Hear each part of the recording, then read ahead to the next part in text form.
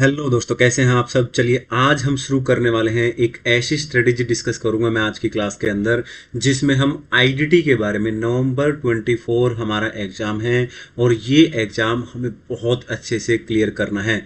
अगर आप चाहते हैं कि नवंबर 24 एकदम से क्लियर हो जाए तो आईडीटी पे अच्छे से पकड़ बनानी है। आईडीटी पे आज हम डिस्कस करेंगे कि कौन कौन से चैप्टर कर रहे हैं, कौन से छोड़ने चाहिए, क्या पढ़ना चाहिए, सोर्स ऑफ स्टडी क्या रहना चाहिए, क्या क्लासेस लेनी चाहिए, नहीं लेनी चाहिए, एवरीथिंग सब कुछ मैं यहाँ पे डिस्कस करने वाला हूँ।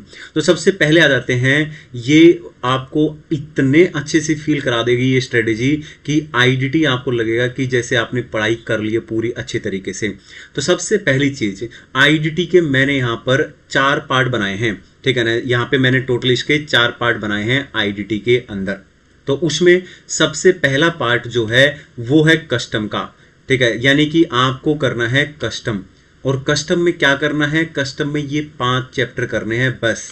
ये 5 चैप्टर के अलावा आप हाथ मत लगाना और कुछ भी, ठीक है। और ये 5 चैप्टर आपको 20 नंबर दिला देंगे, यानी कि आईडीटी में आगे हैं आपके 20 नंबर, बात खत्म। और ये 5 चैप्टर, इसमें कुछ भी आपको छोड़ना ही नहीं है, ठीक है। क्लियर है, ओके। अब आ जाता है, आगे की बात करते हैं। चैप्टर कौन कौन से हैं, baggage, ware housing, type of duty, valuation, और इसके अलावा एफटीपी। एफटीपी बहुत लोग छोड़ते हैं, मत छोड़ना, ठीक है ना। अगर आपको लग रहा है कि छोड़ के चला जाऊं तो जरूरी नहीं है इसका हर अटेम्प्ट में क्वेश्चन आए, लेकिन अगर आपके अटेम्प्ट में, हमारे अटेम्प्ट में अगर आ गया तो क्या करेंगे, ठीक है। तो 4 से 5 नंबर फ्री के हैं, ठीक है। और सिलेक्टेड क्वेश्चन करने हैं, ठीक है। जितने भी स्टडी मैट के क्वेश्चन हैं वो सारे टेस्ट योर नॉलेज के क्वेश्चन कर लेना। और अगर कस्टम के अंदर, कस्टम में आपको जरा सी भी दिक्कत है तो कस्टम का मैंने मैराथन भी डाल रखा है 2 घंटे का, वो देख लो। पूरे 5 के 5 चैप्टर हो जाएंगे उसके अंदर से, ठीक है। तो चलिए अब बात आती है कि अगर हम कस्टम अच्छे से पढ़ लेते हैं तो कितनी बार हमें रिवीजन करना चाहिए। 3 बार रिवीजन करना है हमें कस्टम का, कम से कम 3 बार रिवीजन करना है, ठीक है ना। सोर्स ऑफ स्टडी क्या रहेगा, कहाँ से पढ़ाई करें, ठीक है। देखिए, एक तो अगर हमने किसी भी, अगर आप लोगों में से किसी ने भी कोचिंग ले रखी है तो उनके नोट्स होंगे सर के, ठीक है। जिनसे कोचिंग ली है वो नोट्स पढ़ लें आप, ठीक है। उसके बाद जैसे ही आप नोट्स पढ़ लेते हैं स्टडी मैट पे चले जाएं और स्टडी मैट के जितने भी इलिस्ट्रेशन दे रखे हैं, टेस्ट योर नॉलेज के क्वेश्चन दे रखे हैं, वो सारे के सारे करने हैं, 5 के 5 चैप्टर के। उसके बाद जिन टीचर के हम कोचिंग ली है उन टीचर के जो बुक दी होगी, उन्होंने कंपाइलर दिया होगा जिसके अंदर क्वेश्चन दे रखे होंगे, स्टडी मैट के क्वेश्चन वहां से काट दो पूरे के पूरे, जो जो सेम क्वेश्चन दे रखे हैं वहां पे, बाकी के क्वेश्चन भी वहां पे फिर बनाने हैं, ठीक है ना। सारे के सारे क्वेश्चन बनाने हैं, ओके। अब आ जाते हैं आरटीपी और एमटीपी। आरटीपी और एमटीपी, एक पिछले वाली और एक इस अटेम्प्ट वाली, यानी कि अभी जो अटेम्प्ट था अपना 24 वाला, मई वाला वो वाला, और अभी नवंबर के लिए 2 ये करनी है। ये सारा काम जब हम कर लेते हैं जो इस पेज के ऊपर लिख रखा है, ये बस पार्ट 1 है। यानी कि आईडीटी के अंदर पहले पेज के अंदर हमें मिल गए हैं 20 नंबर। आईडीटी में हमारा टारगेट रखना है हमें 80 प्लस का, यानी कि 80 नंबर लेके आने हैं। और 80 नंबर कैसे लेके आने हैं, 20 नंबर हमारे पक्के हो चुके हैं। चलिए 20 नंबर पक्के हो गए हैं, अब आगे की स्ट्रेटेजी की बात करते हैं। पार्ट टू दिलाएगा हमें 50 नंबर, और 50 नंबर जीएसटी का पोर्शन। जीएसटी के अंदर बहुत सारे चैप्टर्स हैं, लेकिन उसमें से सिर्फ ये 8 चैप्टर हमें दिला देंगे 50 नंबर। ये 50 नंबर ले लेंगे हम बिल्कुल आराम से, कोई दिक्कत नहीं है, ठीक है। तो चलिए 50 नंबर के लिए हमें कौन कौन से 8 चैप्टर करने हैं देख लेते हैं। Place of supply, time of supply, value of supply, हमेशा 15 से 20 नंबर की वेटेज रखते हैं। ये तीनों चैप्टर करने ही हैं हमेशा, ठीक है ना। और इसके अलावा ऑफेंस एंड पेनल्टी का चैप्टर करना है, बिल्कुल करना है, मतलब करना है, ठीक है। डिमांड एंड रिकवरी करना ही है, रट्टा लगा लेना। थ्योरी का जो है एकदम बिल्कुल थ्योरी, डायरेक्ट थ्योरी एकदम, इसमें तो कहीं पे कुछ दिक्कत भी नहीं है, ठीक है ना। मुश्किल से 8-10 क्वेश्चन है, वो सारे के सारे रट्टे लगाने ही हैं, ठीक है ना। इसके अलावा सप्लाई का चैप्टर, एग्जाम्शन बच्चों का चैप्टर एकदम बिल्कुल। और आईटीसी आप सबसे बाद में करना। बहुत सारे लोग क्या करते हैं, जैसे ही जीएसटी पढ़ना शुरू कर देंगे सबसे पहले उठा लेंगे आईटीसी, उसी में दिमाग खराब हो जाता है। नहीं, पहले आप ये 7 चैप्टर निपटाना, ठीक है ना। उसके बाद सबसे बाद में उठाना आईटीसी। याद रखना सबसे बाद में क्यों उठाना है, क्योंकि आईटीसी में वैसे भी पूरे नंबर मिलने नहीं है, ठीक है ना। वहाँ पे 100% क्वेश्चन हमसे वैसे भी नहीं बनेगा। 1-2 एडजस्टमेंट नहीं आई तो दिमाग खराब हो जाएगा। तो जरूर जितने जो क्वेश्चन है कम से कम उसका 60-70% मार्क्स तो हम ले ही लेंगे आईटीसी के अंदर। बट बाकी के जो 7 चैप्टर हैं इनके अंदर कोई दिक्कत ही नहीं है, ये तो फ्री के नंबर हैं। तो इस तरीके से आपको ध्यान रखना है और ये चैप्टर हमें दिला देंगे 50 नंबर। तो 20 नंबर हमें पहले आगे हैं और पढ़ने का तरीका वही रहेगा इसमें जैसे मैंने कस्टम में बताया था, ठीक है ना। कस्टम में जैसे मैंने बताया था ये 8 का 8 चैप्टर वैसे ही करने हैं, पहले नोट से, ठीक है ना। जिन भी सर की कोचिंग ली होगी उनके नोट से, अगर नोट्स नहीं है तो मैं वीडियो डाल रहा हूँ मेरे नोट्स ले लो, ठीक है ना। मैं जो खुद पढ़ाई कर रहा हूँ वही नोट्स मैं बना रहा हूँ, ठीक है ना। मैं भी एज ए स्टूडेंट जब जो नोट्स बनाता हूँ तो मैं अपने लिए तैयारी कर रहा हूँ कि मुझे जो है 80 नंबर लेके आने हैं आईडीटी के अंदर, मेरा फेवरेट सब्जेक्ट है ये। तो कैसे लेके आने, तो सबसे पहले 8 चैप्टर के जिस भी टीचर के नोट्स हैं वो नोट्स पढ़ेंगे, ठीक है ना। उसके अलावा स्टडी मैट के क्वेश्चन छोड़ना नहीं है, एक भी क्वेश्चन नहीं छोड़ना स्टडी मैट का, ठीक है। और जिन भी टीचर्स का कंपाइलर है स्टडी मैट के क्वेश्चन काटते हुए बाकी के क्वेश्चन बनाने हैं, और वही आरटीपी और एमटीपी। इस तरीके से ये भी 8 चैप्टर, ठीक है ना, हमें निपटा देने हैं। 20 नंबर वो हो गए, 50 ये 70 नंबर मिल गए हैं हमें, ठीक है ना। 70 नंबर आ चुके हैं, कॉन्ग्रेचुलेशन, ठीक है ना। यानी कि एग्जाम्शन बन गई है अब, ठीक है। अब तो कुछ भी डर नहीं है और हमारा टारगेट है 80 नंबर लेना। चलिए आगे बात करते हैं। ये पार्ट नंबर 3 कर लो, 80 नंबर बन गए हैं, 80 नहीं बल्कि 85 बन गए हैं यहाँ पे।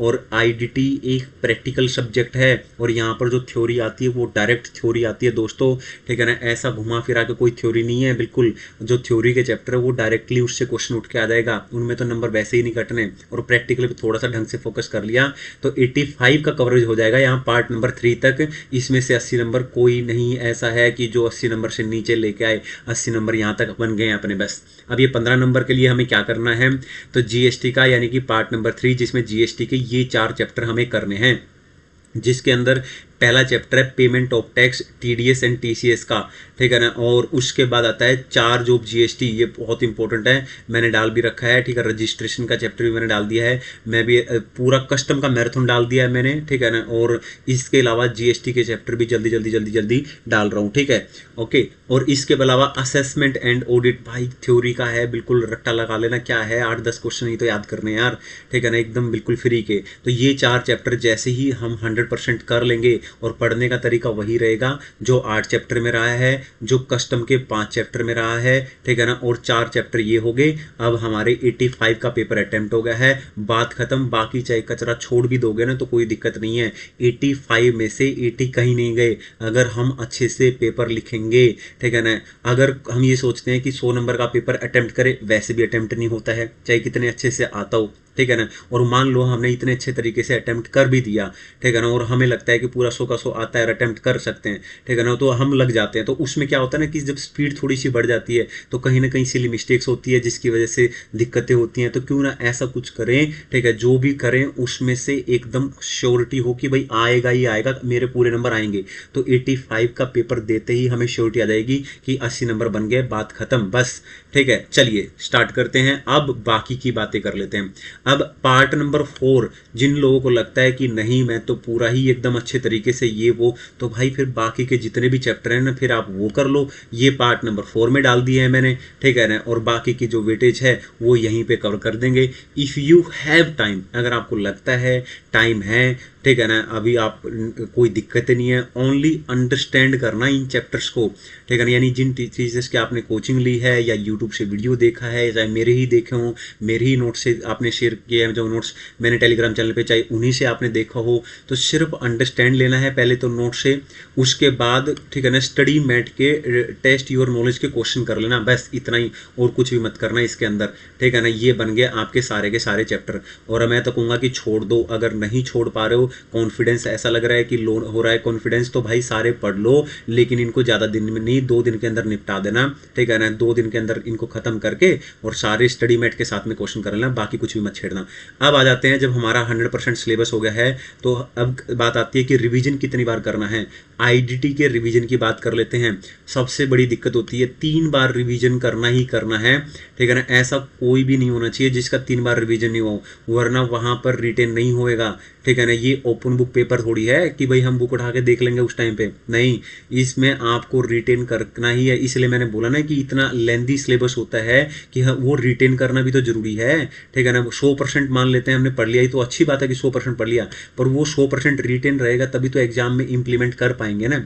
तो यहाँ पर 3 रिवीजन लेने हैं। और पहला रिवीजन कितने दिन का होना चाहिए? पहला रिवीजन भाई 1 महीने का कम से कम होना चाहिए। अगर आपको लगता है कि मैं 10 दिन में ख़त्म कर दूंगा, मैं 15 दिन में ख़त्म कर दूंगा, तो सीधी सी बात है, ठीक है ना, कि आपने इसका मतलब है ढंग से पढ़ाई नहीं की होगी, ठीक है ना, डिटेल में नहीं पढ़ा होगा। भाई मैं 1 महीने की बात कर रहा हूँ डिटेल में पढ़ने की। मैंने अभी पूरा 1 महीना लगाया है मैंने इसके ऊपर, ठीक है ना, फर्स्ट रिवीजन के ऊपर। और पहले ही महीने में आपको सिलेक्ट कर लेना है कि मेरे को कौन कौन से चैप्टर 100% करने हैं। वो 100% जो 100% चैप्टर मैंने बताया ना, कस्टम के 5 चैप्टर, उसके बाद 8 चैप्टर, और उसके बाद थर्ड पार्ट के अंदर जो ये चैप्टर बताए हैं मैंने 4, ठीक है ना। तो यहाँ तक 85 नंबर का पेपर, 85 मार्क्स का पेपर उंगलियों पे हो जाना चाहिए एकदम, ठीक है ना। मतलब माना कि एकदम से बिल्कुल नहीं, लेकिन इतना कॉन्फिडेंस आ जाना चाहिए कि दूसरी बार रिवीजन करो तो ऐसा ना हो कि आपको दिमाग लगाना पड़े। आप पूरी प्लानिंग कर लेना अपने अच्छे तरीके से कि नेक्स्ट रिवीजन में मुझे क्या करना है। अच्छा, एक और काम, जैसे ही फर्स्ट रिवीजन हो जाएगा आपका, फर्स्ट रिवीजन होते ही दोस्तों, ठीक है ना, आप खुद से टेस्ट देना।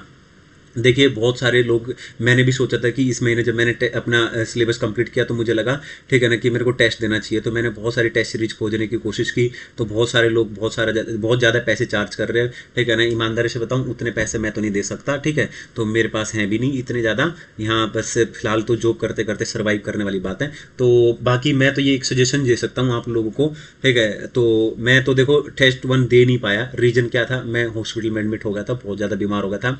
तो दोस्तों अपनी तबीयत का भी ध्यान रखना है, क्योंकि अगर 3-4 दिन अगर तबीयत की वजह से चले गए ना तो बहुत दिक्कत हो जाएगी। मेरे तो 5 दिन गायब हो गए एकदम, बिल्कुल, ठीक है ना, बिल्कुल जीरो, एकदम दिमाग बिल्कुल एकदम जीरो। तो आपको अपनी सेहत का ध्यान रखना है, हेल्थ का ध्यान रखना है, और प्रॉपर तरीके से, ठीक है ना, अच्छे से खाना खाते हुए, अच्छे से टाइम से उठना, टाइम से सोना, ठीक है ना, ये इस तरीके से। क्योंकि लंबा टाइम है, 1 हफ्ते की बात हो, 5 दिन की बात हो तो समझ में आता है, ठीक है ना, कि चलो यार 1 हफ्ते की बात है, रात को भी पढ़ लेते, दिन में भी पढ़ लेते, ये कर लेते, 2 घंटे में ले लेते हैं, नहीं। लेकिन अगर बात है 3 महीने 4 महीने की स्टडी जब कंटिन्यू करते हैं तो नहीं चलेगा ऐसे। प्रॉपर तरीके से टाइम से उठना, टाइम से सोना, ठीक है ना, मोबाइल का यूज नहीं करना, सोशल मीडिया का ज़्यादा यूज नहीं करना अननेसेसरी। मतलब ऐसा नहीं है कि भाई फ्रेंड सर्कल बना रखा है, मतलब सबका ही होना चाहिए, ऑब्वियस सी बात है, ठीक है, लेकिन मतलब टाइम पास के लिए करने का ये टाइम है, ठीक है ना। टाइम पास इसके बाद पूरी लाइफ पड़ी हुई है, राइट है ना।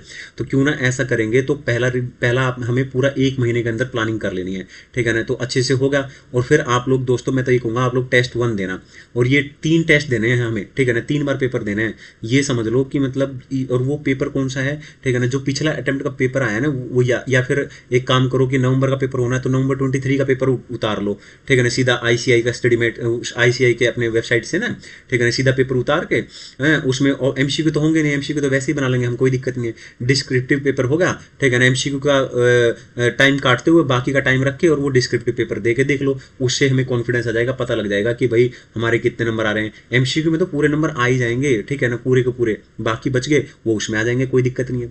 अब बात आती है सेकंड रिवीजन। अब देखो दोस्तों सेकंड रिवीजन कैसे करेंगे, पहले 1 महीना रिवीजन कर लिया, ठीक है ना, उसके बाद पढ़ लेना आप लोग डीटी, ठीक है ना, डीटी कर लेना, ठीक है। और डीटी करने के बाद, ठीक है, फिर आप लोगों का दूसरा जब रिवीजन करो ना वो होना चाहिए 10 दिन का। और ये 10 दिन के अंदर 9 दिन में रिवीजन होना चाहिए, 9 डेज के अंदर अच्छे से रिवीजन करके, और फिर टेस्ट देना है, उसके बाद दूसरा टेस्ट देना है, ठीक है ना, इस इनमें भी दूसरा टेस्ट देना है, ठीक है ना। हो सके तो ये टेस्ट या तो खुद दे लो, वरना नहीं तो फिर ये टेस्ट फिर जाके आप कहीं पे टेस्ट सीरीज खरीद के फिर उनका टेस्ट दे दो, ठीक है, ताकि एक प्रॉपर तरीके से हमें कॉन्फिडेंस आए, इस तरीके से कि लगे कि एग्जाम में बैठ के पेपर दे के आए और गलतियां पता लगे, ताकि टाइम रहते हम गलतियों को सुधार सकें। फिर थर्ड रिवीजन आता है। थर्ड रिवीजन में दोस्तों 5 दिन में रिवीजन करना है, ठीक है ना, और 5 दिन में रिवीजन करते हुए 4 दिन में रिवीजन करके 5वें दिन टेस्ट देना है, ठीक है ना, और ये टेस्ट भी कोशिश करना है कि भारी देना है। तो इस तरीके से 3 टेस्ट हो जाएंगे, 3 रिवीजन हो जाएंगे, और नंबर ऑफ डेज मैंने बता दिए। अगर इतने अच्छे से हम पढ़ लेते हैं, ठीक है ना, तो फिर उसके बाद 1.5 डेज के अंदर हम लोग रिवीजन कर लेंगे, 1.5 दिन का टाइम मिलेगा, कोई दिक्कत नहीं है, इतने अच्छे से यहाँ पर चैप्टर हो जाएंगे, ठीक है ना। तो ये है पूरा का पूरा, आप देख सकते हो। आई होप आप लोगों को क्लियर होगा, ठीक है ना, और एकदम अच्छे से कर लेना दोस्तों, ठीक है ना। और एक और सजेशन देता हूँ आप लोगों को, जो मैं करता हूँ पर्सनली, ठीक है ना, आईडीटी के अंदर वे चैप्टर्स जो जिनके प्रोविजन मतलब आपको थोड़ा मुश्किल लग रहा है, कोई भी चैप्टर लगा लो, एग्जाम्पल के तौर पर कोई भी चैप्टर आप लगा सकते हो। जैसे मान लो टाइप ऑफ ड्यूटी है, टाइप ऑफ ड्यूटी में ही लगा लो, ठीक है, मान लो सेफ गार्ड ड्यूटी है, ठीक है, एंटी डंपिंग ड्यूटी है, ये 2 ड्यूटी है, ये मोस्टली यही आती है एग्जाम के अंदर। मान लो ये दोनों का देखो क्या होता है, जब हम पेपर अटेम्प्ट करते हैं ना तो प्रोविजन भी लिखना पड़ता है, ठीक है ना। प्रोविजन के लिए सेम लैंग्वेज हमें कोशिश करनी चाहिए कि सेम लैंग्वेज लिखें। अब सेम लैंग्वेज रट्टा लगाने के बाद ही लिख सकता है बंदा, वैसे कैसे लिखेगा।